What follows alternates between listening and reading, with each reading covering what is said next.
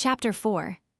Previously, after turning a destroyed prototype into a public victory, Elias and Maya celebrate their success only to learn that Alina Vance orchestrated the entire raid as a test.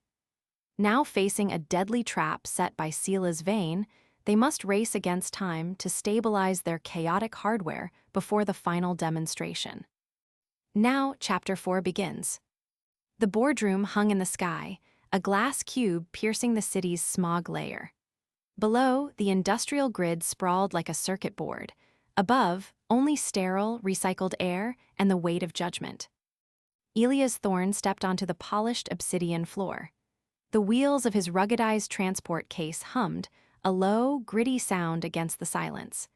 Beside him, Maya Lin stood rigid, her eyes scanning the row of silent figures behind the curved mahogany table. The board, faceless judges in tailored suits, their expressions carved from indifference. At the head sat Silas Vane. He didn't look up. His attention was fixed on a holographic display hovering above his palms. To his right, Julian Vane leaned back, inspecting his manicured nails with a smirk that suggested he had already won. "Mr. Thorne," Silas said finally. His voice was smooth, devoid of warmth. He swiped a hand, dismissing the hologram. "And Ms. Lin, punctual, I appreciate efficiency, even when applied to questionable ventures." "We're here for the demo, Silas," Elias said, rolling the case to the center of the room. It looked grotesque next to the sleek, minimalist furniture, a battered metal box held together by industrial tape and exposed cabling. "Let's get this over with." Julian let out a sharp laugh. "Look at that thing, fished out of a landfill after a fire. Are you sure it's safe? The insurance premiums alone must be staggering." "It's functional," Maya said. Her voice was steady, though a flush rose in her cheeks. "That's all that matters." "Functionality is a low bar," Silas countered, standing. He circled the case as if inspecting hazardous waste. "We don't fund hobbies, Mr. Thorne. We fund stability. The market demands reliability, not scrap metal experiments that might catch fire during a pitch." He stopped at the far wall, gesturing to a pristine, server-grade rack glowing with soft blue LEDs. A monument to corporate engineering. Uniform, silent, expensive. "This," Silas said, tapping the glass door, "is the control standard. Built by my team, verified by 3 independent auditors, cooled by a liquid nitrogen loop. Now, let's see if your junkyard cluster can handle reality without melting." Elias unlocked the latches. The lid hissed open, revealing a chaotic tangle of mismatched graphics cards, salvaged motherboards, and cooling fans ripped from mining rigs. Wires crisscrossed the interior like vines in an overgrown garden. It was ugly. It was loud. It was alive. "What's the test?" Elias asked, ignoring Julian's sneer. "A stress test," Silas said, returning to his seat. His fingers danced across the table surface, activating a hidden command sequence. "Both systems will process the same real-time global data stream. High-frequency trading algorithms, satellite telemetry, live social sentiment analysis. All ingested simultaneously. If your system throttles or crashes, the demonstration ends and Ether Core is deemed a liability." Elias caught Maya's eye. She gave a barely perceptible nod. She felt it too, the shift in energy. This wasn't a fair test. The data stream was designed to overload heterogeneous architectures. It was a trap wrapped in protocol. "Begin," Silas commanded. On the main screen, waterfalls of code cascaded. The pristine server rack hummed, fans spinning to a gentle whir. It ate the data effortlessly, parsing millions of packets per second with surgical precision. Then Elias' cluster screamed. The sound was immediate and violent. Mismatched fans spun into a frenzy, creating a deafening roar that echoed off the glass walls. Red warning lights flashed across exposed components. Heat radiated from the open case in visible waves, distorting the air above it. "Look at those temps," Julian shouted over the noise, pointing at the diagnostic feed. "Core temperatures hitting 95 degrees, it's going to brick itself. Call the fire marshal, Silas, before he burns the floor down. Silas watched with smug satisfaction, hands folded. A predictable outcome. Chaos cannot be engineered, Mr. Thorne. It can only be contained, and you have failed to contain it. Maya took a half-step forward, hand hovering near the power cutoff. Elias' thermal threshold is critical. Shut it down before the solder melts. Not yet, Elias said. His voice was calm, detached, contrasting sharply with the cacophony. His fingers flew across his portable terminal, typing a single, concise command line. He wasn't fighting the heat. He wasn't trying to cool the system. He was redirecting the load. Let it burn, Elias muttered. Fire refines.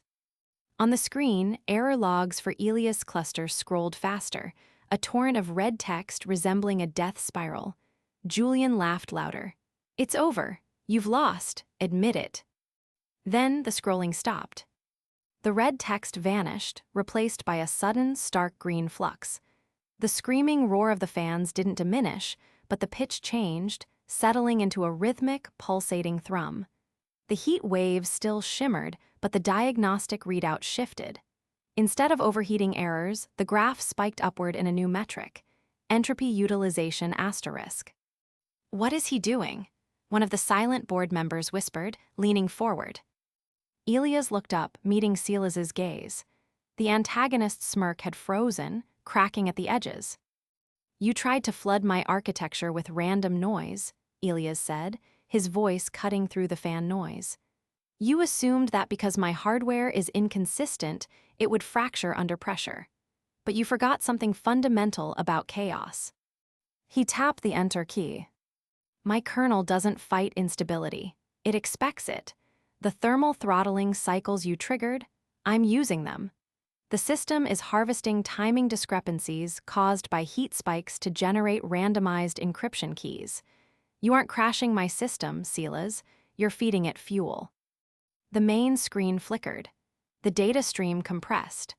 On the left, Julian's pristine server showed a processing latency of 400 milliseconds. On the right, Elias' chaotic cluster displayed 240 milliseconds. Impossible, Julian stammered. The architecture, it shouldn't parallelize like that. It's not parallelizing, Elias corrected. It's adapting. Every time a component slows due to heat, the kernel reroutes calculation to a cooler node instantly, using the delay as a cryptographic seed. Your system broke because it expected order. Mine survived because it expects chaos. Elias hit one final command, and you, Silas, just provided plenty of both. The display flashed again, not performance metrics this time, a network trace. A bright red line traced the origin of the malicious traffic flooding the test environment. It didn't come from an external source. It looped back, tracing directly to a private admin terminal on the Boardroom network.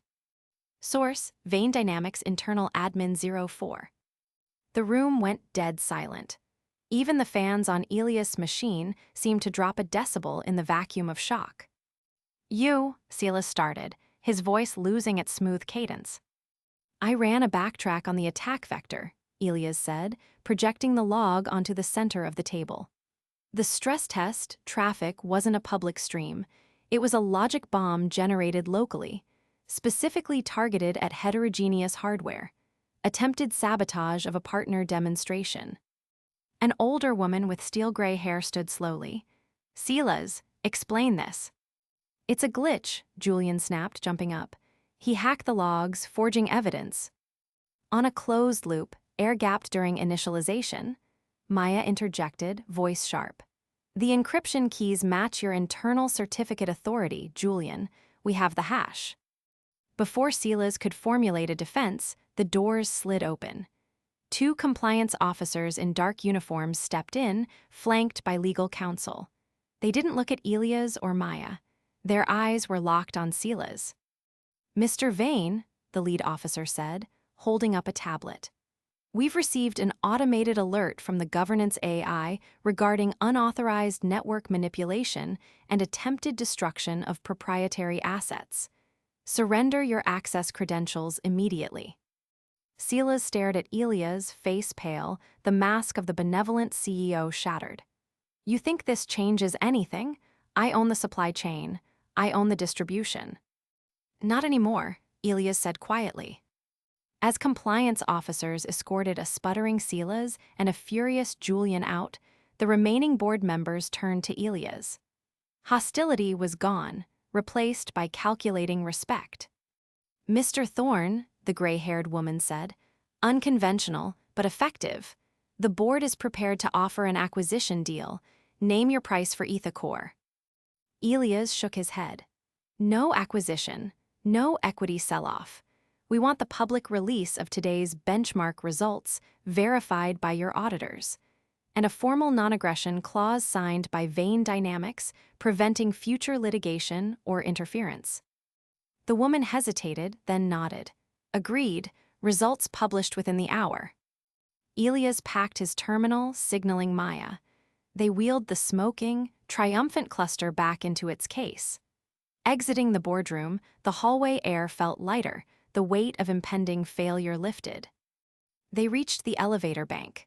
Silence between them was comfortable now, but as the doors opened, Elena Vance waited, leaning against the marble pillar, expression unreadable. Congratulations, she said as they approached. You turned an execution into a coronation. Silas is finished. His reputation is ash. We did what we had to do, Elias replied, gripping the case handle. You proved you can build an engine from trash, Elena said, pushing off the wall, stepping closer. Her voice dropped, losing its congratulatory tone. Now prove you can drive it when the roads disappear.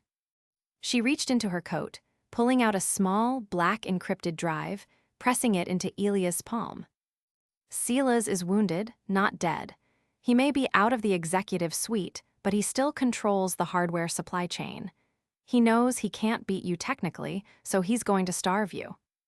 Elias looked at the drive, a cold knot forming in his stomach. What is this? A heads up, Elena said, eyes hard. 10 minutes ago, while you were exposing his sabotage, Silas initiated a compliance embargo on all GPU shipments destined for your registered address. Every vendor in the valley has been flagged. You can't buy new parts. You can't replace the ones that just nearly melted. You are cut off. Maya gasped softly. He's freezing us out before we even scale. Exactly, Elena said. Your first real enemy isn't Silas anymore. It's the market freeze he's about to trigger. If you want to survive the next quarter, you'll need to find hardware sources that don't exist on any legitimate ledger. She turned to leave, pausing only for a moment. You wanted independence, Elias. Welcome to the deep end. Don't drown. The elevator doors closed, separating them from her. Elias looked down at the black drive, then at the battered case containing their only asset. The victory in the boardroom felt distant, overshadowed by the looming shadow of a total blockade. He thinks we can't build without him, Elias said, voice low, a dangerous edge returning. Elias, Maya warned, sensing the shift. The supply chain is everything. Without parts, the cluster dies in a month. Then we stop buying parts, Elias said, pocketing the drive and pushing the button for the lobby. Kenji knows where the bodies are buried. If Silas wants a war over scrap metal, I'll show him exactly how much life is left in the junkyard. The elevator descended, carrying them away from the heights of corporate validation and straight into the gritty, unregulated underworld, where the real battle was just beginning. In the next chapter, as the receipt burns in Elias' hand, a hidden map to Silas Vane's illegal server reveals that their fight for survival has just turned into a dangerous game of espionage.